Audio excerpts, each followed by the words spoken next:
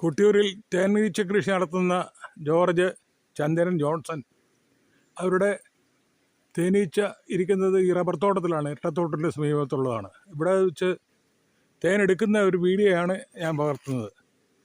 ഇവർ ഓരോ കൂടും തുറന്ന് അതിലെ തേന് എടുത്ത് ശേഖരിക്കുന്നതാണ് ഇവിടെ ചിത്രീകരിക്കാൻ ഉദ്ദേശിക്കുന്നത്.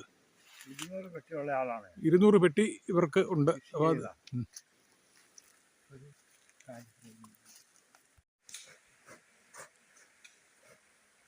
പെട്ടി തുറന്നെടുക്കുന്നതാണല്ലേ? എടുക്കുന്നത്. അത് പിന്നെ അടുത്തത് എടുക്കാവേ, ഇതല്ല എടുക്കാവേ, ഇത് എടുക്കാറാകാം. ഇത് തന്നെ അടി തട്ടുണ്ട്, രണ്ടാമത്തെ തട്ടുണ്ട്. നിറഞ്ഞില്ല, ഇത് ചെത്തിട്ട് കുഴപ്പമില്ല, നിങ്ങൾ എടുത്തോ. ഇത് എടുക്കുന്നതിന് എനിക്ക് ഇതേ ചെത്തിട്ട് വെച്ചാൽ മതി. റബ്ബർ ബാൻഡ് കളയണ്ട, കറക്കണ്ട. അടുത്ത ചെയ്തായോ ചേട്ടാ? അടുത്ത ദിവസം ഇട്ടാ അതിനെ വളർച്ച കുറവുണ്ടില്ലേ? അത് രണ്ടാമത്തെ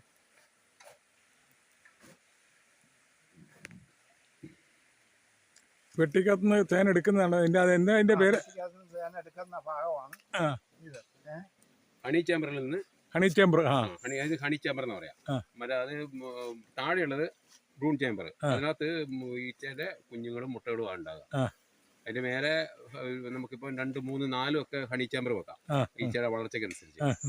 ചിലത് 2 ഉണ്ടാവുള്ളൂ, ബാക്കി 3, 4 ഒക്കെ വെക്കുന്നുണ്ട്.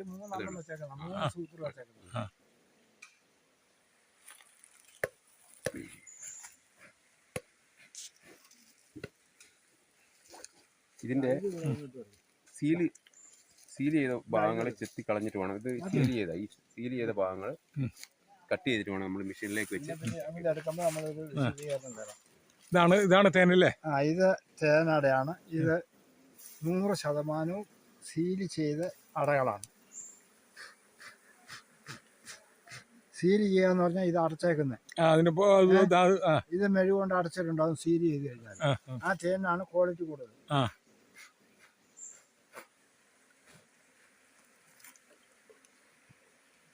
ഒരാൾ പോരാ, 2-3 ആൾ വേണം ഇത് എടുക്കാനായിട്ട്. 2-3 ആളുണ്ടെങ്കിൽ എളുപ്പമുണ്ട്. 2 ആളുണ്ടെങ്കിലും എടുക്കും, ഒരാളുണ്ടെങ്കിലും എടുക്കും. പക്ഷെ വീട് കിട്ടുകയില്ല,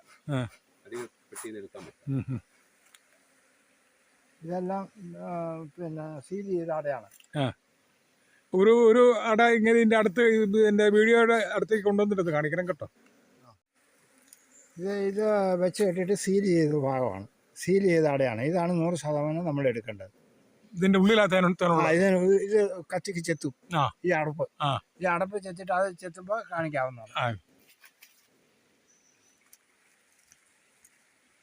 എത്ര എണ്ണം ഉണ്ടാവും ഒരു പെട്ടിക്കകത്ത്? എത്ര? 5 എണ്ണമാണ്. ഒരു ഹണി ചേമ്പറിൽ 5 എണ്ണമാണ്. ഒരു ബോക്സ് ഇതിനകത്ത് പിന്നെ 5 ഫ്രെയിമാണ് ഇടേണ്ടത്. 5 ഫ്രെയിമിൽ ഏകദേശം 2 കിലോ 2.5 കിലോയുടെ അടുത്ത് തേൻ കിട്ടും. ഒരെടുക്കലിന് വീണ്ടും സീൽ ചെയ്യുമ്പോൾ വീണ്ടും എടുക്കും. ഒരു 2 ആഴ്ച കൊണ്ടൊക്കെ നല്ല വർക്കുള്ള സമയത്താണ് 2 ആഴ്ച കൊണ്ട് സീലാവും. ഈച്ച പോകാൻ വേറെ പുകയൊന്നും കൊടുക്കേണ്ട കാര്യമൊന്നുമില്ല. അത് പുക കൊടുക്കുന്നവരുണ്ട്, പുക കൊടുത്തില്ലേലും പോകും. പുക കൊടുത്തു കഴിഞ്ഞാൽ നമുക്ക് ഇതിന്റെ ആക്രമണം കുറച്ച് കുറഞ്ഞു കിട്ടും. ഇത് നമ്മൾ പുക കൊടുക്കൽ കുറവാണ്. ഇതെല്ലാം മൊത്തം ഇത് വെച്ച് കെട്ടുന്ന സമയത്ത് റബ്ബർ ബാൻഡ് ഇട്ടു കെട്ടി.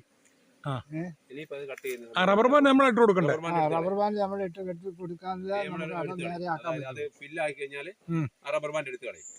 അത് നമ്മൾ വീണ് പോകാണ്ടിരിക്കാൻ വേണ്ടിയാണ് നമ്മൾ റബ്ബർ ബാൻഡ് ഇടുന്നത്. ഇതാണ് ബ്രൂഡ് എന്ന് പറയുന്ന സാധനം, അടിപ്പെട്ടി. അടിപ്പെട്ടിയുടെ തട്ടാണത്, അടിപ്പെട്ടി. അതിനകത്താണ് ഈ ഈച്ചേനെ മെയിനായിട്ട് റാണിയൊക്കെ ഇതിനകത്താണ് കാണുക. തുറക്കുന്നുണ്ടോ? ഇത് ഇപ്പൊ എടുക്കും. എനിക്ക് കുത്തു കിട്ടുവോ? ഇല്ല, നിങ്ങൾ അങ്ങനെ ഒന്നും പേടിക്കണ്ട.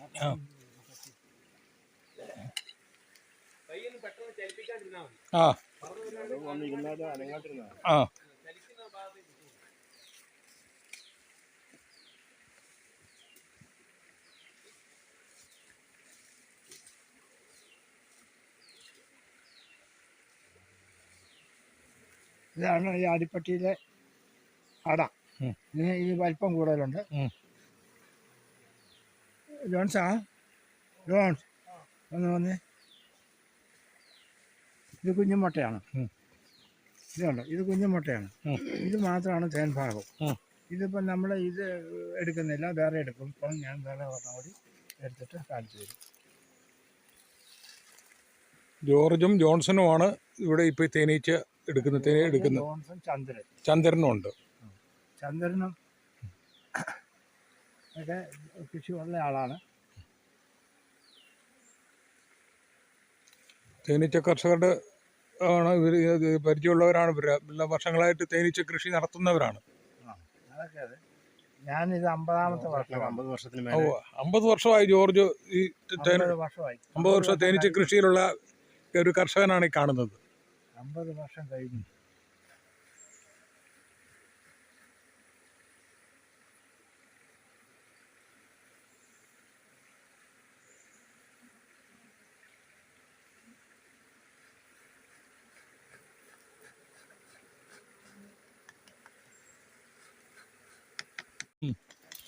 വിരിയാറായ മുട്ടയുള്ള നോക്കിയിട്ടാണ് എടുക്കുക. അത് ഇതിൽ നിന്ന് എടുത്തിട്ട് സൂപ്പറിന് കെട്ടിക്കൊടുക്കും.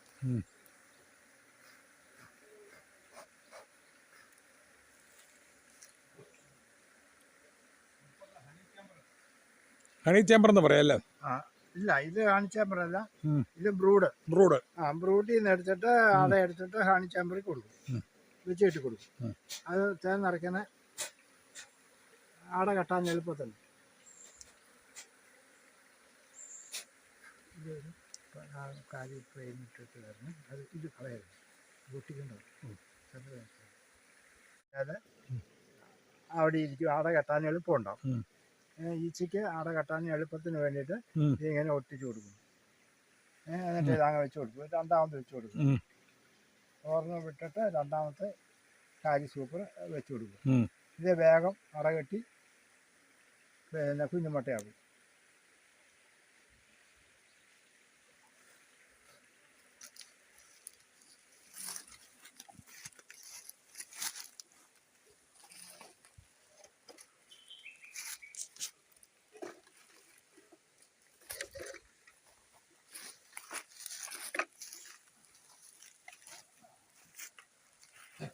ഇതാണ് ഈ ബ്രൂഡെന്ന് പറയുന്ന സാധനം. പുതിയ അട കെട്ടുന്നത് അടിയിൽ വെച്ച് കൊടുക്കുക. അപ്പം ഇതാഴ്ച കെട്ടുന്നത്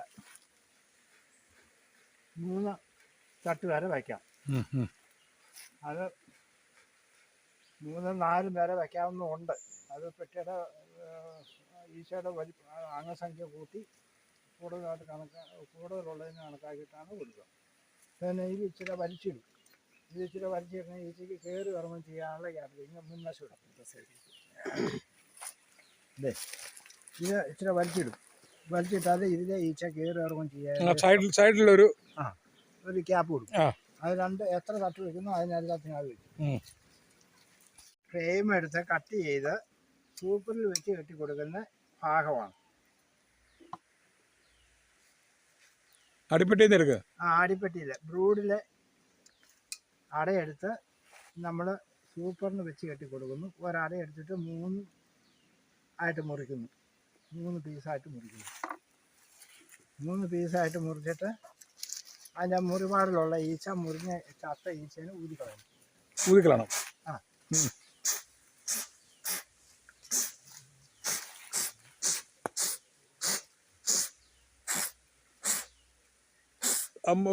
അട മുറിച്ചപ്പോ അതിലുള്ള മുറിപാടിലുള്ള ഈച്ചകളെ ഊതിക്കളയുന്നതാണ് ഇപ്പൊ കാണുന്നത്. അത് ചത്തുപോകും. നമ്മൾ ഊതി കളഞ്ഞില്ലെങ്കിൽ അവിടെ ഇരുന്ന് ചീഞ്ഞു കഴിഞ്ഞാൽ അത് ഈച്ചയ്ക്ക് ഒരു അസ്വസ്ഥതയാണ്. അപ്പൊ അത് നമ്മൾ അങ്ങ് ഊതി കളഞ്ഞാൽ അതങ്ങ് പൊക്കോളും. എന്നിട്ട് റബ്ബർ ബാൻഡ് ഇട്ട് ഇതാക്കിയിട്ട് നമ്മള് സൂപ്പറിന് വെച്ച് കൊടുക്കും. ബാക്കി മുട്ടകൾ അതിൻ്റെ അകത്തുള്ളത്. ബാക്കി കുഞ്ഞു മുട്ട അത് വിരിയുമ്പോൾ അതിൻ്റെ അകത്ത് തേൻ നിറയ്ക്കും. ഇങ്ങനെയാണ് വെക്കുക. ഇത് റോഡിൽ നിന്ന് എടുത്ത സൂപ്പറാണ്. അതിന്റെ ഈ സൈഡിലുള്ള അടച്ചിരിക്കുന്നത് കുഞ്ഞുമുട്ടയാണ്. അത് വിരിയുമ്പോഴാണ് അതിൻ്റെ അകത്ത് തേൻ നിറയ്ക്കും. അതെടുത്ത് ഇങ്ങനെ ഇതിനകത്ത് വെച്ച് കൊടുക്കും. സൂപ്പറിന് വെച്ച് കൊടുക്കും. അങ്ങനെ 5 എണ്ണം വെക്കും. ശരി.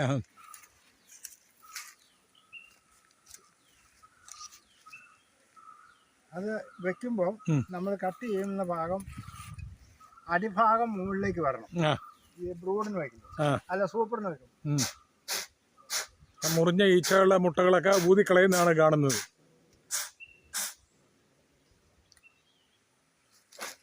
ഇതിപ്പോൾ ഇതിൻ്റെ നമ്മൾ അട പിടിപ്പിച്ചതും ബ്രൂഡിൽ നിന്ന് എടുത്ത ഫ്രെയിമിൻ്റെ മോൾ ഭാഗമാണിത്. അത് മോൾ ഭാഗം നമ്മൾ ഇതിൻ്റെ ബ്രൂഡിൻ്റെ അടിഭാഗത്ത് വെച്ചിട്ട് റബ്ബർ ബാൻഡ് ഇടും. അപ്പോൾ അത് മാറിപ്പോകാതെ ശ്രദ്ധിക്കണം. തല തിരിഞ്ഞ് പോകാതെ ശ്രദ്ധിച്ചാൽ നമുക്ക് ഈച്ചയ്ക്ക് കെട്ടാൻ എളുപ്പമുണ്ട്. ആ റബ്ബർ ബാൻഡിന്റെ മുകളിലേക്കാണ് ഇത് കൂട് കെട്ടി വരിക. ഇതിന്റെ മുകളിലേക്ക് പിടിപ്പിക്കും. ഈ ഫ്രെയിമെ പിടിപ്പിക്കും. ഈ ഫ്രെയിമെ പിടിപ്പിക്കുമ്പോഴാണ് നമുക്ക് കറക്കി എടുക്കാൻ പറ്റുന്നത്. ഇതിങ്ങനെ വെച്ചു.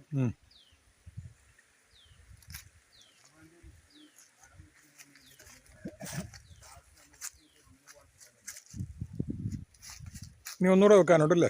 അതിന് 2 ഓടെ വെക്കാനുണ്ട്. അപ്പൊ 3 ഇത് ഒരെണ്ണം കട്ട് ചെയ്തിട്ടുള്ളൂ. ഇനി ഒരു അതിൽ തേനുണ്ടല്ലോ അല്ലേ? എടുക്കാനുണ്ട്. അതില്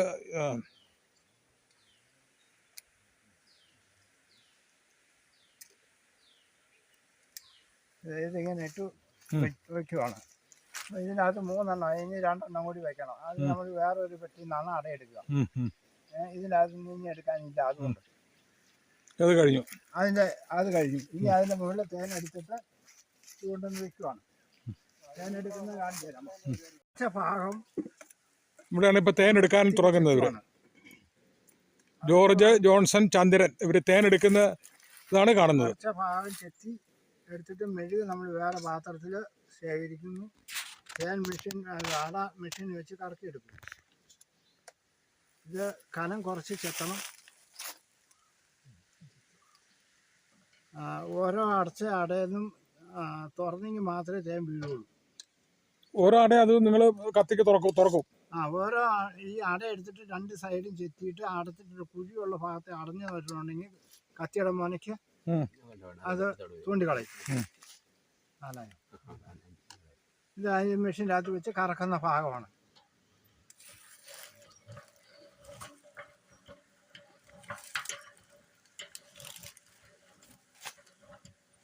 ഒരു 2 റൗണ്ട് ഇതാക്കി കഴിഞ്ഞിട്ട്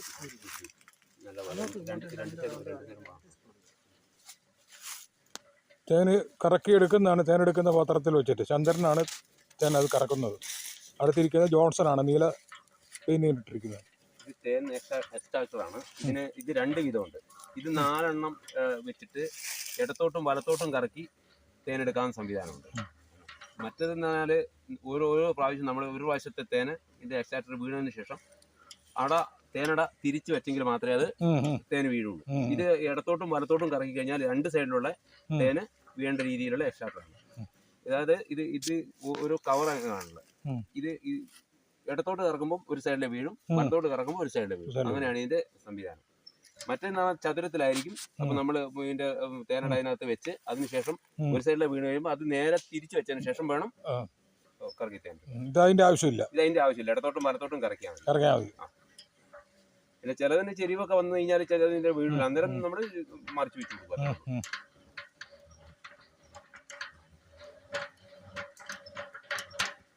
എത്ര സമയം എടുക്കും ഇത് വീഴാനായിട്ട്? തേനിന്റെ കൊഴുപ്പൊക്കെ ഉള്ള തേനാണെങ്കിൽ ഇച്ചിരി താമസമായിരിക്കും വീഴാൻ. ഇതിന് നമുക്ക് കാണാം ഇതിന്റെ സൈഡിലേക്ക് ഇങ്ങനെ നമ്മൾ ഈ കറക്കുന്ന സമയത്ത് തേൻ തെറിച്ച് വീഴുന്ന നമുക്ക് കാണാൻ പറ്റും. അപ്പൊ തേൻ തെറിച്ച് വീഴുന്ന നിന്ന് കഴിയുമ്പോൾ നമ്മള് അങ്ങനെയാ മനസ്സിലാക്കുന്നത്.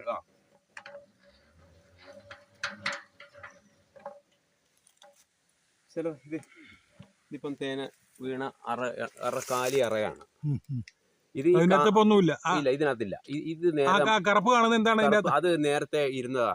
തേൻ ഇരുന്ന ഭാഗമാണ്. അതിനകത്ത് ഈച്ച വിരിഞ്ഞു പോയതിന്റെ ഇതിരിക്കുന്നതാണ്. അല്ലെങ്കിൽ നല്ല സ്മൂത്തായി നല്ല വെള്ള പലയായിരിക്കും.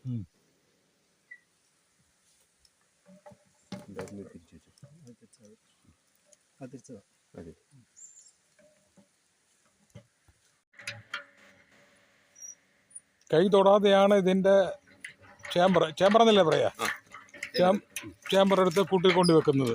അപ്പം ഇങ്ങനെ കറക്കി കഴിഞ്ഞാൽ അതിലുള്ള തേനൊക്കെ ആ പാത്രത്തിലേക്ക് വീഴും. അത് എടുത്തു കഴിഞ്ഞിട്ട് അതിൻ്റെ അറ ഉൾപ്പെടെയുള്ള ചേമ്പർ എടുത്ത പെട്ടിക്കകത്ത് കൊണ്ട് വെച്ചിട്ടാണ് അത് ഈച്ചയ്ക്ക് അതിനകത്ത് തേന് നിറയ്ക്കുന്നത്. എടുക്കാത്തതുകൊണ്ട് ഇത് മെഷീൻ പിടിപ്പിക്കാത്തതുകൊണ്ട് മെഷീൻ കറക്കാൻ പറ്റൂല ഇപ്പം. അപ്പം നമ്മളിത് ഈ അടച്ചേക്കുന്ന ചെത്തിയിട്ട് പെട്ടിയിലേക്ക് തിരിച്ചു വയ്ക്കും. അത് തിരിച്ച് പെട്ടിയിലേക്ക് വെച്ച് കഴിയുമ്പോൾ അടുത്ത പ്രാവശ്യം എടുക്കുമ്പോൾ ഇത് സീൽ ചെയ്ത് മുകളിൽ മുട്ടിച്ചിട്ടുണ്ടാവും.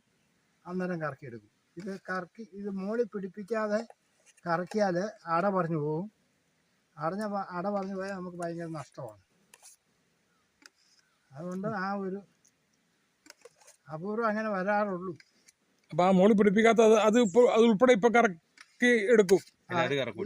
ഇത് കറക്കൂല. മോളി പിടിപ്പിച്ചത് മാത്രമേ കറക്കുള്ളൂ.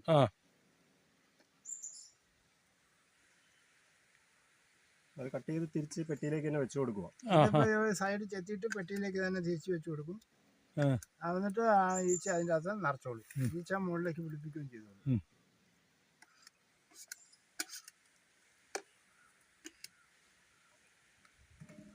ഇതിങ്ങനെ വെച്ചു സൂപ്പറിലേക്ക് വെച്ച് കൊടുക്കും സാധനം.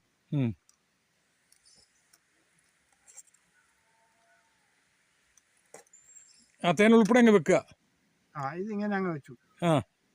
ഇതിങ്ങനെ വെക്കുവാണ്. സൂപ്പറിലേക്ക് വെക്കും. ആ എടുത്ത കൂട്ടത്തില് അതിൽ വെക്കുക. അത് എടുക്കുന്നില്ല. അത് എടുക്കാനായിട്ടില്ല. അതുകൊണ്ടാണ് എടുക്കാത്തത്. ശരി.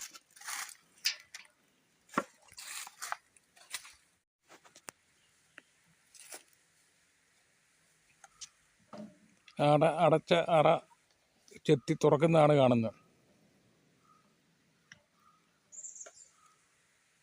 അപ്പോൾ അടച്ച മെഴുക് ചെത്തി കളഞ്ഞിട്ടാണ് ചേമ്പറിൽ വെച്ച് കറക്കുക അല്ലേ? ചേമ്പറിൽ എന്താ മെഷീനല്ലേ? ആ മെഷീൻ ഹണി ഇതിനകത്ത് honey extractor. Honey extractor. Extractor.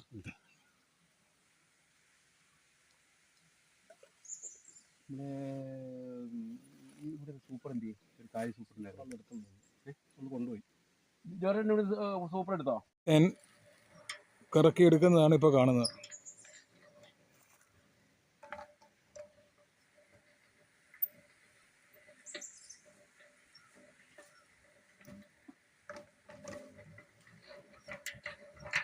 ഇരുഭാഗത്തേക്കും കറക്കും, തിരിച്ചും മറിച്ചും കറക്കൂല്ലേ?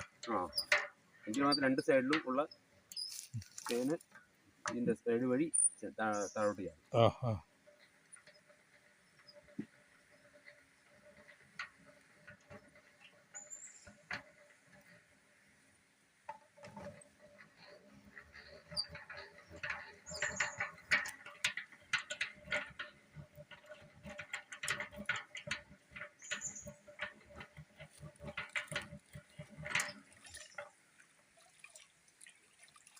ഏട്ട 200 പെട്ടിയാണ് വെച്ചേക്കുന്നത്. 8 പറമ്പിലായിട്ടാണ് വെച്ചിരിക്കുന്നത്. ഒരു പറമ്പിൽ 26-25 പെട്ടിയാണ് വെക്കുക. അതിൽ നമ്മൾ വെച്ചാൽ 26-25 പെട്ടിയൊക്കെ വെച്ച് കഴിയുമ്പോൾ ഒരു 20-22 പെട്ടിയിലൊക്കെ തേനെടുക്കാൻ ഒരു സമയത്താവും. അത് കഴിഞ്ഞാൽ പിന്നെ ചിലത് നമുക്ക് തേനെടുക്കാൻ പറ്റാതെ വരും. ഈച്ച വർക്കാകാതെ വന്നാൽ നമുക്ക് തേനെടുക്കാൻ പറ്റില്ല. അപ്പോൾ അതുകൊണ്ട് നമ്മൾ 26 എണ്ണം വെച്ചാൽ ഒരു യൂണിറ്റായിട്ട് വയ്ക്കുന്നത് 26 എണ്ണം. ആ 26 എണ്ണത്തിൽ നമുക്ക് ഏകദേശം വെച്ച് കഴിയുമ്പോൾ ഒരു 21-22 എണ്ണത്തിൽ തേനെടുക്കാം. തേനെടുത്താൽ 2-3 സൂപ്പർ വയ്ക്കും. അത് 3 സൂപ്പർ വെച്ചാൽ നമുക്ക് ലാഭം കൂടുതലുണ്ട്. ഒരു സൂപ്പറിൽ നിന്ന് 2 കിലോ മുതൽ 2.5 കിലോ വരെ തേൻ കിട്ടുമെന്നാണ് ശാസ്ത്രീയമായിട്ട് പറയുന്നത്. നമ്മുടെ അനുഭവമാണ് അതാണ്. പിന്നെ ആ സൂപ്പർ എങ്ങനെ എടുക്കും? സൂപ്പർ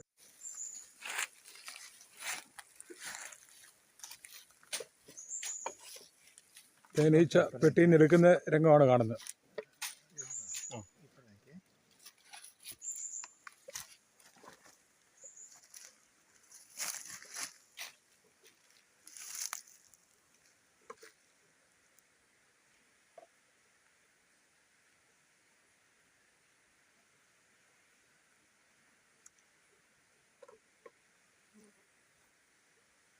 ഇളക്കി എടുക്കുന്ന രംഗമാണ് കാണുന്നത്. ഈച്ചയെ നോവിക്കാതെ തന്നെയാണ് എടുക്കുന്നത്.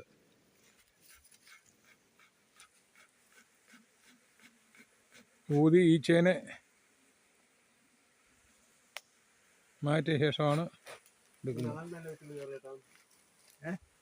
ഓർമ്മ കൂടി വെക്കാനുണ്ട്. അത് ആ മറ്റു എടുത്ത് വെച്ചോ. ഞാൻ ആ കെട്ടും വെച്ചോളാം. സൂപ്പർ വെക്കാനാ? അത് വെച്ചോ. ആദ്യത്തെ ആദ്യം എടുത്ത് വെച്ചു.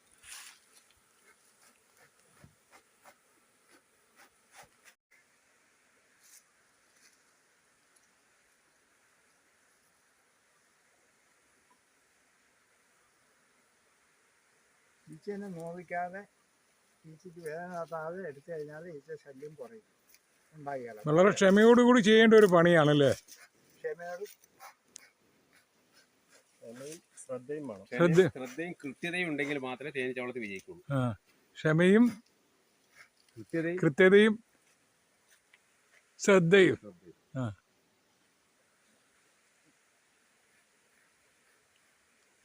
കൃത്യത എന്ന് പറഞ്ഞാൽ ഇത് റാണിശല്യം വിരിയുന്ന സമയത്ത് 5 ദിവസത്തിലൊരിക്കൽ എങ്കിലും ഈ പെട്ടി തുറന്ന് റാണിശല്യം ഉണ്ടോന്ന് പറഞ്ഞു മാത്രമേ തെറ്റ് വിരിഞ്ഞ്, അല്ലെങ്കിൽ ആ തെറ്റ് വിരിയുന്ന സമയത്ത് 80% ഈച്ചയും കൊണ്ട് പഴയ റാണി പറന്നു പോകും, ഇവിടെ വിട്ടുപോകും. അന്നേരം തന്നെ നമുക്ക് ആ സീസണിൽ തേന് കിട്ടില്ല. കാരണം വെച്ചാൽ ഈ സമയത്ത് ഈ നവംബർ ഡിസംബർ മാസത്തിലാണ് ഇതിന്റെ അധികവും റാണിശല്യം ഉണ്ടാകുക.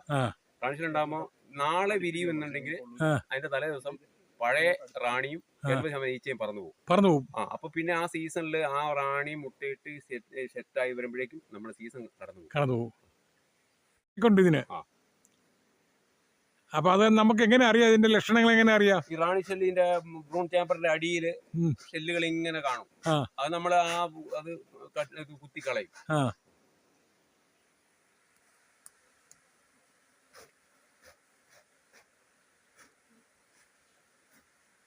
അപ്പൊ ഈ ജോർജിന്റെ 200 പെട്ടിയുടെ അടുത്തും ഈ സമയത്ത് പോയി നോക്കണം. എല്ലാ പെട്ടിയും തുറക്കണം. എല്ലാ പെട്ടിയും തുറന്നില്ലെങ്കിൽ ഈ പറഞ്ഞ പോലെ ഏത് പെട്ടിയിലാണോ റാണി വിരിഞ്ഞ് എന്നുണ്ടെങ്കിൽ അത് പോകും. അതിന് വേറെ ഒന്നുമില്ല. എല്ലാ പെട്ടിയിലും റാണി ഉണ്ടാവും. എല്ലാ പെട്ടിയിലും ഈ വളർച്ചാ കാലത്ത് റാണി ശൈലികൾ ഉണ്ടാവും. ഈച്ച പിരിഞ്ഞു പോവുകയും ചെയ്യും. അത് പിരിഞ്ഞു പോകുന്നതിന്റെ കാരണം ഇത് വംശവർദ്ധനം ഓരോ കാലഘട്ടത്തിൽ ഉണ്ടല്ലോ. അപ്പോ ശ്രദ്ധിച്ചില്ലെങ്കിൽ നമ്മുടെ ഫെയിലായി പോകും, കൃഷിയെ ഫെയിലാവും. ഈച്ച ഒരു പെട്ടിക്കകത്ത് കൂടിയിരിക്കുന്നതാണ് ഇപ്പോൾ കാണുന്നത്. മറ്റൊരു പെട്ടിയുടെ സൈഡിൽ ഇരിക്കുന്നതാണ്. ജോർജ് അതിനെല്ലാം ഊതി അകറ്റിയിട്ടാണ് എടുക്കേണ്ടത്.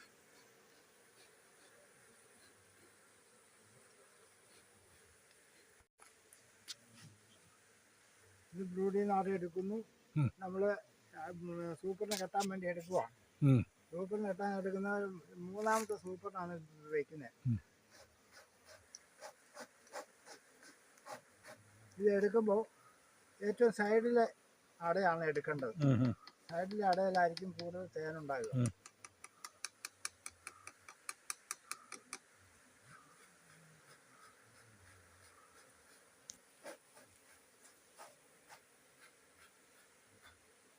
ഒരു വർഷം എത്ര കിൻഡൽ തേൻ കിട്ടും ജോർജിന്? എനിക്ക് 15-20 ഇടയ്ക്ക് സാധാരണ തേൻ കിട്ടാറുള്ളതാണ്. 15 കിൻഡില് 20 കിൻഡില് അല്ല, 15 കിൻഡില് 10 കിൻഡില് മുതൽ 15 കിൻഡില് വരെ കിട്ടും. ഇത് വർക്കർ ഈച്ചയുടെ മുട്ടയാണ്. വർക്കർ ഈച്ച വിരിഞ്ഞ് വരേണ്ടതാണ്. ഇത് ആണീച്ചയുടെ മുട്ടയാണ്. ഇത് ഒക്കെ ആണീച്ചയുടെ മുട്ടയാണ്. ഈ ഇരിക്കുന്നത് തള്ളിയിരിക്കുന്നത് റാണി ഉണ്ടാകുക സാധാരണ ഇവിടെയാണ് ഉണ്ടാകുക. ഈ മൂലയില് സാധാരണ ഇവിടെ ആദ്യം കാണുള്ളൂ. ഈ 2 മൂലയില് ശ്രദ്ധിക്കേണ്ടത്. നമ്മൾ എടുക്കുമ്പോൾ നമുക്ക് ഏകദേശം ഈ പെട്ടി എടുക്കുമ്പോൾ നമുക്കറിയാം. നമ്മൾ ഈ കണ്ടിക്കാൻ എടുക്കുന്ന വെച്ചാൽ അതിന്റെ ആരംഭം കാണും. റാണി മുട്ട ഇടുന്നതിന്റെ ആരംഭം കാണും. ആ ആരംഭം കാണുന്നത് അന്നേരം നമ്മള് എല്ലാം അടയെടുത്തു കയറി തിന്നതാണ് ഈ ക്യാപ്പ് കാണുന്ന മുഴുവൻ. ഈ ക്യാപ്പ് ഇത് വല കെട്ടുന്നത് ഇത് നമ്മൾ പെട്ടിയിൽ നിന്ന് ഉപേക്ഷിച്ച് കളയുന്നതാണ്. ഈ ഒരു പെട്ടിയിൽ ഈച്ച നഷ്ടപ്പെട്ടു പോയി. ഇപ്പൊ ഇന്ന് നോക്കുമ്പോഴാണ് തിരിയുന്നത്.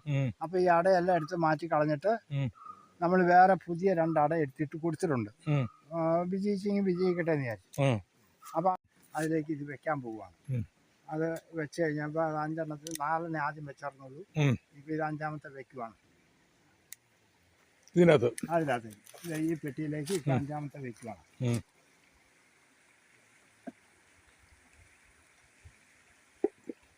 അഞ്ചാമത്തെ വെക്കുമ്പോൾ നമ്മൾ ആദ്യം വെച്ച് സൂപ്പറിൻ്റെ മുകളിലാണ് വെക്കുന്നത്. ആദ്യം വെച്ചതിൻ്റെ അകത്താണ് വെക്കേണ്ടത്. അപ്പം മുകളിലിരിക്കുന്ന സൂപ്പർ എടുത്ത് മാറ്റി വയ്ക്കും. മാറ്റി വെച്ചിട്ട് നമ്മൾ ഇതിൻ്റെ അകത്ത് ഈ അട വെച്ചിട്ട് വീണ്ടും അതെടുത്ത് കയറ്റി വയ്ക്കും. അത് മാറി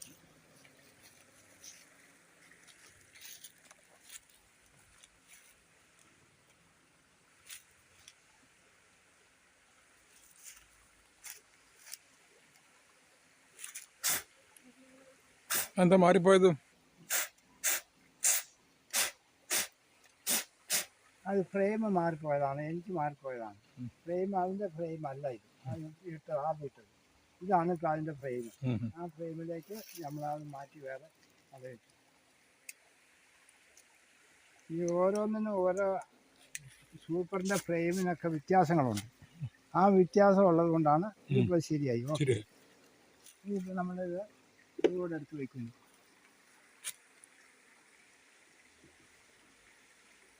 അത് ഇവിടെ ഒരു സൈഡിൽ ഗ്യാപ്പ് ഇടണം, മുമ്പിലും പുറകിലും ഇടും. അത് ഓരോ തട്ടിനും വെക്കും. അപ്പൊ ഈച്ചയ്ക്ക് തേനും കൊണ്ട് വരുന്ന ഈച്ചയ്ക്ക് യഥേഷ്ടം കയറി ഇറങ്ങി പോകാനുള്ള അപ്പൊ അത് ആ സമയത്ത് നമുക്ക് വെള്ളത്തിൽ മുക്കിയാൽ മാത്രമേ അത് എടുക്കാൻ പറ്റുള്ളൂ. നമ്മൾ ഈ തേനുകൊണ്ട് വെച്ചിട്ട് നമുക്ക് കൈകാര്യം ചെയ്യാൻ പ്രയാസമാണ്. ഈ സൈഡ് വൃത്തിയാക്കുന്ന ഭാഗമാണ്. സൈഡിൽ അടം പിടിപ്പിച്ചിട്ടുണ്ടെങ്കിൽ അത് ചെത്തിക്കളഞ്ഞ് വൃത്തിയാക്കി വെച്ചാൽ അടുത്ത പ്രാവശ്യം നമുക്ക് എടുക്കുമ്പോൾ അത് നനയായിട്ട് കിട്ടുള്ളൂ.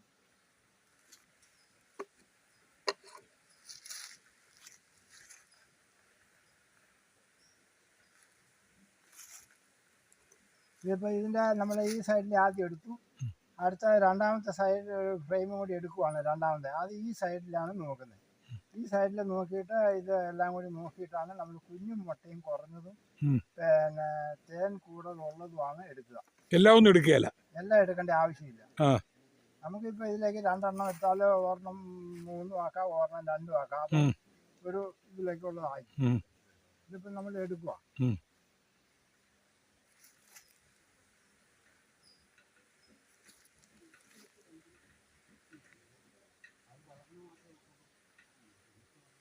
ഇതിപ്പോൾ ഇതിൻ്റെ അകത്ത് നമ്മൾ എടുത്തിട്ട് ഇത് തിരിച്ചു വെക്കുക. ഇത് സൈഡിൻ്റെ അടയായിരുന്നു, പക്ഷേ ഇത് എടുത്തിട്ട് തിരിച്ചു വെക്കുക. കാരണം ഇതിൻ്റെ അകത്ത് കുഞ്ഞും മുട്ടയും ധാരാളമുണ്ട്.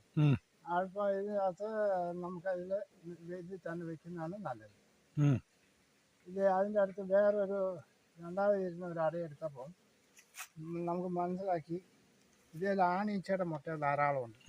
അപ്പോൾ ആ അട നമുക്ക് അതിൽ ഇതാണ് ആണീച്ചയുടെ മുട്ടകൾ. ഈ അടയാണ് വെച്ച് കെട്ടി കൊടുക്കുക, കട്ട് ചെയ്യാനെടുക്കുക. അപ്പോൾ ഈ 2 സൈഡിലും ഉണ്ട്. അതുപോലെ തന്നെ ഇത് ഇവിടെ ഈ ഈച്ച വിരിഞ്ഞ ഗ്യാപ്പിൽ തേൻ നിറച്ചിട്ടുണ്ട്. അതുകൊണ്ടാണ് ഇതെടുക്കുന്നത്. തേനീച്ച കൃഷി തുടങ്ങിയിട്ട് ഞാൻ ഒരു തക്കാളിപ്പെട്ടി എന്ന് തുടങ്ങിയതാണ്. ഇപ്പോഴും എവിടെ ക്ലാസ് ഉണ്ടെങ്കിലും ഞാൻ ക്ലാസ്സിന് പോകാറുണ്ട്. നമുക്ക് എന്തെങ്കിലും ഒരു പുതിയ അറിവുകൾ കിട്ടും. ഒരു ക്ലാസ്സിന് പോയാൽ എന്തെങ്കിലും കുഞ്ഞുമുട്ട ഒന്നുമില്ല. ഇത് നമ്മൾ ഇതിൻ്റെ അകത്തേക്ക് ഇത് ഇതിൻ്റെ അകത്ത് കാണും. നമുക്ക് എടുക്കുന്ന ചില പെട്ടിയിൽ നിന്ന് കാണും. അത് ഇതെടുത്തിട്ട് ഇതെങ്ങനെ വെച്ച് ഒട്ടിച്ചു, ഇതിങ്ങനെ വെച്ചു നമ്മൾ ഇതിലേക്ക് വെച്ച് കൊടുക്കുക. വെച്ച് കൊടുത്തു കഴിഞ്ഞാൽ കൂട്ടി പിടിപ്പിച്ചു വേഗം പിടിപ്പിക്കും. അത് കെട്ടാൻ എളുപ്പം ഉണ്ടാവും. അതിന് വേണ്ടിയിട്ടാണ് നമ്മൾ വെച്ച് കൊടുക്കുന്നത്.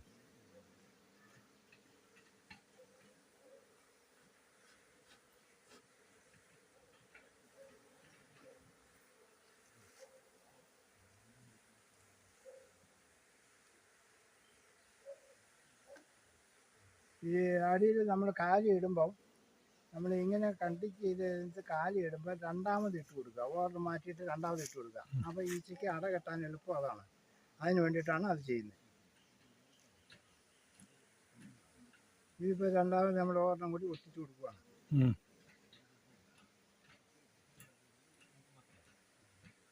ഇത് ഒട്ടിച്ചിങ്ങനെ കൊടുത്തു കഴിഞ്ഞാൽ അത് ഇത് ഇരുന്നോളും.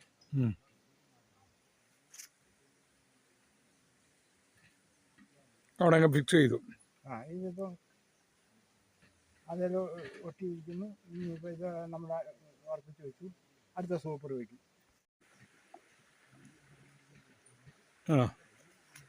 ഇതായിട്ട് വെച്ച് കൊടുത്ത സൂപ്പറാണ്. ആ സൂപ്പറിൽ നമ്മൾ ഫ്രെയിം ഓർമ്മ ഇട്ടു. ബാക്കി ഇപ്പോൾ കെട്ടി വെക്കാൻ പോകും.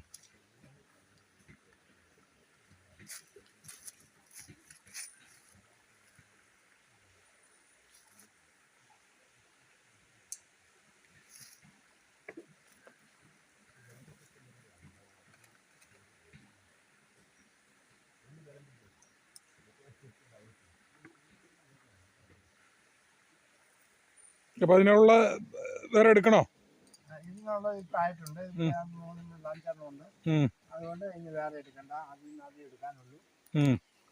നമ്മൾ ഇത് കട്ട് ചെയ്ത് അതിൽ വെച്ച് വേറെ പെട്ടിയിൽ നിന്ന് വേറെ എടുത്ത് ഉം. വേറെ വിടുക. അതാണ് നമുക്ക് അതിന്റെ ഇത്. തിരിച്ചു നോക്കാം ജോറേട്ടാ. ഈ ചെള്ളൊന്ന് തിരിച്ചു നോക്കാം. ഞാൻ ഈ ഇത് വെക്കട്ടെ. ആ ചുറ്റി വെക്കാം. ഞാൻ അത് ഇതാക്കാൻ വേണ്ടിയിട്ടാണ്. എന്നാൽ അത് കെട്ടിയിട്ട് മേലെ വെക്കാം അല്ലേ? സമയം പോകുന്നുണ്ടോ? ഇതിന്റെ തേൻ എന്ന് പറയുന്നത് പിന്നെ ഈ കൊണ്ടുവരുന്ന ഈച്ച വാഴയ്ക്ക വരെ അവർ തേൻ കൊണ്ടുവരുന്നു. വാഴയ്ക്ക വരുമ്പോൾ ബാക്കിയുള്ള ഈച്ചയ്ക്ക് അവർ ഒരു കുഴലുണ്ട്. ആ കുഴലനുസരിച്ച് കൊണ്ട് പാസ് ചെയ്ത് കൊടുക്കും. അങ്ങനെയാണ്. ആ അപ്പോൾ ഒരു കൊണ്ടുവന്ന തേൻ കൊണ്ടുവന്ന അതിൻ്റെ അറയിൽ നിറയ്ക്കണമെങ്കിൽ ഒരു 4-5 ഈച്ചയെങ്കിലും ദഹനം നടത്തിയ ഒരു പദാർത്ഥമാക്കിയിട്ടാണ് വെക്കുക. ഇത് ഈച്ച സംഭരിക്കുന്നത് നമുക്ക് വേണ്ടിയിട്ടല്ല യഥാർത്ഥത്തിൽ. ഇത് അതിന്റെ കുഞ്ഞുങ്ങൾക്ക് വേണ്ടിയിട്ട് സംഭരിക്കുന്നതാണ്. നമ്മളിത് അതിനെ ചൂഷണം ചെയ്ത് എടുക്കുന്നു എന്നുള്ളതേ ഉള്ളൂ. അല്ലാതെ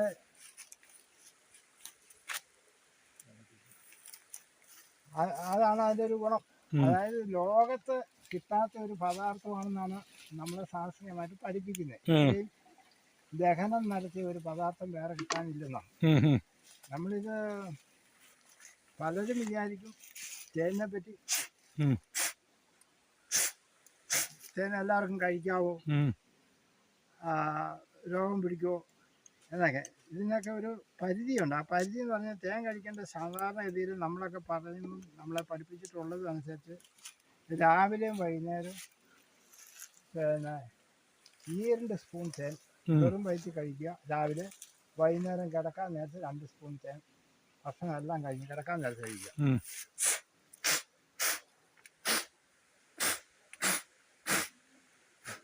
അത്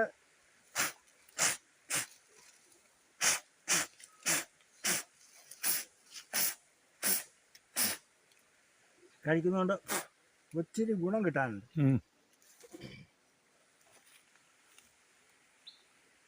ഇത് നമുക്ക് പിന്നെ ഇതിനകത്ത് വേറെ ഒന്ന് പറയാൻ, ഇപ്പോൾ ഒരു ഗ്ലാസ് പാല് കുടിക്കുന്ന ഒരാൾ ഒരു ഗ്ലാസ് പാലിൻ്റെ അകത്തേക്ക് ഒരു 2 സ്പൂൺ തേനും കൂടി ചേർത്ത് നമ്മളത് കഴിച്ചാൽ 7 ഗ്ലാസ് പാല് കുടിക്കുന്ന ഗുണം കിട്ടുന്നതാണ്.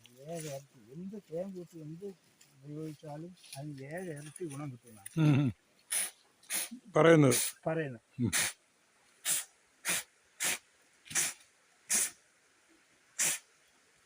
പിന്നെ ഇതിൻ്റെ നമ്മൾ തേനീച്ചയെ പറ്റി കൂടുതൽ പറയുമ്പോൾ ഈ തേനീച്ചയുടെ വിഷത്തെ പറ്റി പലർക്കും പല അറിവുകളും കിട്ടാതെ വരുന്നുണ്ട്. അതിൻ്റെ ഒരറിവ് നമുക്ക് കിട്ടിയിട്ടുള്ള അറിവെന്ന് പറയുന്നത് പിന്നെ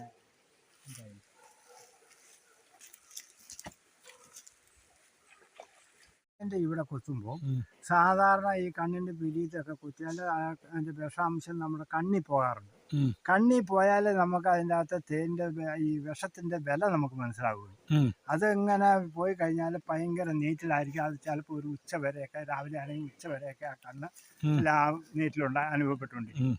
അതാണ് അതിൻ്റെ ആ കണ്ണിൽ പോയാലാണ് അതിൻ്റെ ആ വില നമ്മൾ മനസ്സിലാക്കുന്നത്.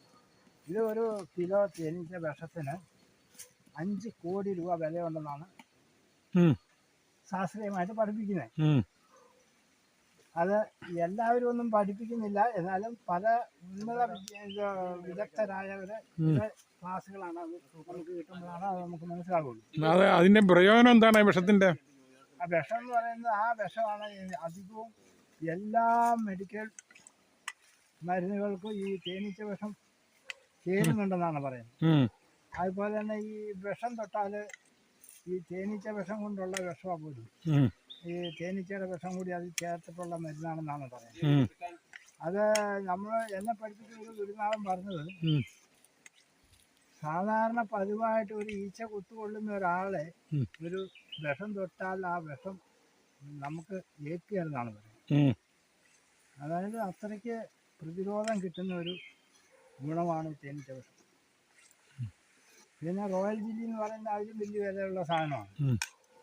അത് ഈ ഈച്ചയുടെ നിറന്തലേന്ന് വരുന്ന ഒരു ദ്രാവകമാണ്. അത് തേനീച്ചയ്ക്ക് അതിൻ്റെ റാണിക്കാണ് അതിൻ്റെ പദാർത്ഥം കൂടുതൽ ഉപയോഗിക്കുക. അത് തേനീച്ച അത് റാണി ഈ റോയൽ ജെല്ലി മാത്രമേ ഉപയോഗിക്കുള്ളൂ. വേറെ ഒരു ഭക്ഷണം അതില്ല. തേൻ ഒരു റാണി വിരിഞ്ഞ് വന്നാൽ തേൻ ഒരു പ്രാവശ്യം രുചിച്ച് നോക്കുള്ളൂ എന്നാണ് പറയുന്നത്. അത്രയ്ക്ക് വ്യത്യാസം. ഓക്കെ. ഇങ്ങനെ തോണ്ടി അതിൻ്റെ അകത്തേക്ക് ഇടുക. അപ്പോൾ ആ ഈച്ച മാറി കിട്ടും. നമ്മൾ വെക്കുമ്പോൾ അത് ഈച്ചയ്ക്ക് നോവുകയില്ല, ഈച്ച ചാകുകയില്ല. പെട്ടി അങ്ങോട്ട് എടുത്തോ. അത് അങ്ങോട്ട് വേണ്ട. അത് അങ്ങനെയാണ്. അത് തൂങ്ങിക്കിടക്കുന്നത്. അത് നമ്മൾ ഈച്ച കൂടുതലുള്ളതുകൊണ്ട് ഈ തേൻ എടുക്കുന്ന സമയത്ത് അതങ്ങനെ ഉണ്ടാകും. വേദനിപ്പിക്കാൻ പാടില്ല അവരെ. നിവൃത്തിയുള്ളിടത്തോളം ഈച്ചേനെ വേദനിപ്പിക്കാതെ നമ്മൾ ഉപയോഗിക്കുക. അത് ഇതിനകത്ത് വേറൊരു ഇത് പറയുന്നത്, നമ്മുടെ സാധാരണ ഇതിൽ എന്നെ കടുപ്പിച്ച് ഞാൻ ഒത്തിരി ക്ലാസ്സുകൾ കൂടിയിട്ടുണ്ടെന്ന് പറഞ്ഞെങ്കിലും ചില ഗുരുനാഥന്മാർ നമുക്ക് ഒത്തിരി അറിവുകൾ പറഞ്ഞു തന്നിട്ടുണ്ട്. അതായത് തേനീച്ച ഒരു കുടുംബം പോലെയാണ്. തേനീച്ച കൂടുന്നാരും പറയാറില്ല, തേനീച്ച കോളനി എന്നാണ് പറയാറ്. അതെന്താ വെച്ചാൽ നമ്മുടെ ഒരു വീടിനെ ആസ്പദമാക്കില്ല. ആ വീട്ടിൽ 10 അംഗങ്ങളുണ്ടെങ്കിൽ 10 സ്വഭാവക്കാരായി. ആ വ്യത്യാസം നമ്മുടെ ഈ തേനീച്ച കോളനിയിലും 10 കോളനി ഉണ്ടെങ്കിൽ അത് ഏതെങ്കിലുമൊക്കെ വ്യത്യാസങ്ങൾ കാണും. ചില കോളനി അക്രമാസക്തരായിരിക്കും. ആരും നേരിട്ട് അറ്റാച്ച് ചെയ്യുന്ന ഒരു പ്രവണത കാണും. അത് നമ്മുടെ കുടുംബത്തിലായാലും ഉണ്ടാകുമല്ലോ. എല്ലാവരും ഒരേ സ്വഭാവക്കാരല്ല.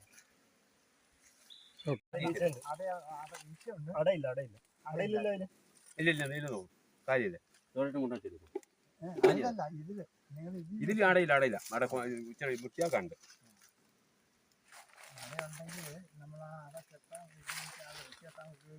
ഇല്ല അതിനകത്തില്ല.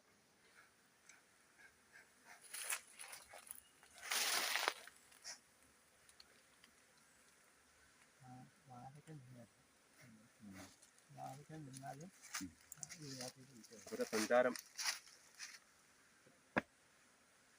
നമ്മളെ ഈച്ചപ്പെട്ടി കൈകാര്യം ചെയ്യുന്ന ഫ്രണ്ടിൽ ഈച്ചക്കൂടിന്റെ ഫ്രണ്ടിൽ ഒരു കാരണവശാലും നിൽക്കാൻ പാടില്ല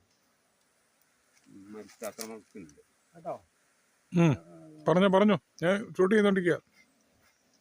നമ്മളിത് എടുക്കുമ്പോൾ ഈ ഈച്ചപ്പെട്ടിയുടെ മുൻവശത്ത് ഒരു കാരണവശാലും നിൽക്കാൻ പാടില്ല. ഈച്ചയുടെ സഞ്ചാരം നമ്മൾ തടസ്സപ്പെടുത്തിയാൽ അവരെ നമ്മൾ ഉപദ്രവിക്കാൻ സാധ്യതകൾ കൂടുതലുണ്ട്.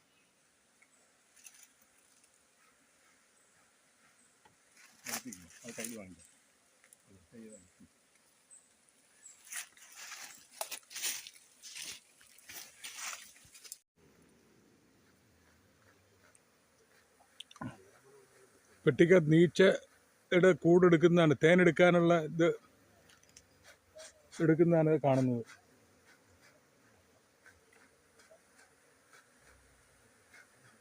ഈച്ചേനെ ഊതി മാറ്റുകയാണ്.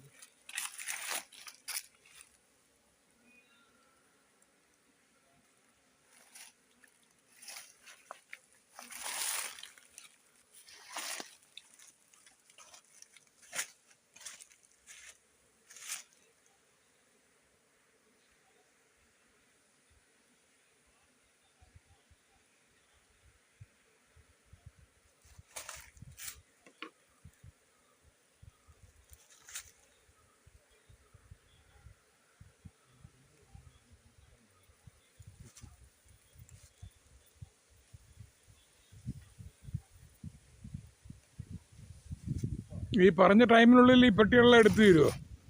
നമുക്കൊരു ദിവസം ഒരു 10 മിക്കവാറും എടുക്കുള്ളൂ. അത് കൂടുതലാണെങ്കിൽ 4-5 പേരൊക്കെ ഉണ്ടെങ്കിൽ ഒരു 2 പറമ്പിൽ എടുക്കാം. അത് ആദ്യത്തെ ദിവസമൊന്നും കിട്ടിയല്ല. ഇന്നത്തെ റൗണ്ട് മുതൽ നേരത്തെ നമുക്ക് ഒരു പെട്ടിയെടുത്ത് പോകും കൂടുതലെണ്ണം. ഇത് ആദ്യത്തെ എടുക്കലിന് അത് കിട്ടില്ല. ആദ്യത്തെ എടുക്കലിന് സമയം പിടിക്കും.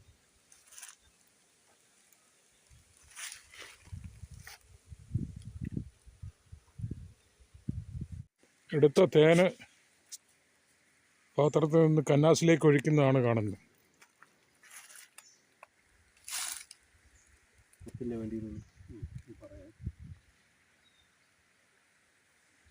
ഞാൻ ഇതിനകത്ത് കുറച്ചുണ്ടാവും കേട്ടോ. കന്നാസിൽ ചോർപ്പ് വെച്ചിട്ട് അതിന് തേനെടുക്കുന്ന പാത്രത്തിൽ നിന്ന് ഒഴിക്കുന്നതായിട്ട് ആണ് ഇപ്പോൾ കാണുന്നത്.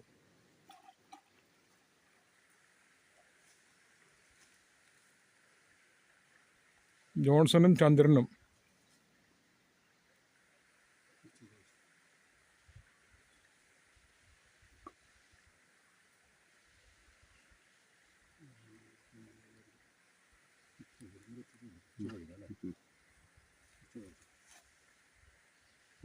വരുവാണെങ്കിൽ എടുക്കലി തിരിയാതെ കിട്ടാം.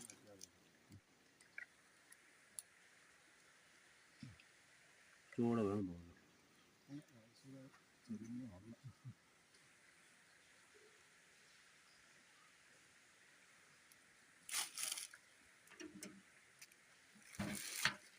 ഇവിടെ നീറുണ്ടല്ലേ ചേട്ടാ? എവിടെ ഒരെണ്ണത്തിലുണ്ടെന്ന് നീറ്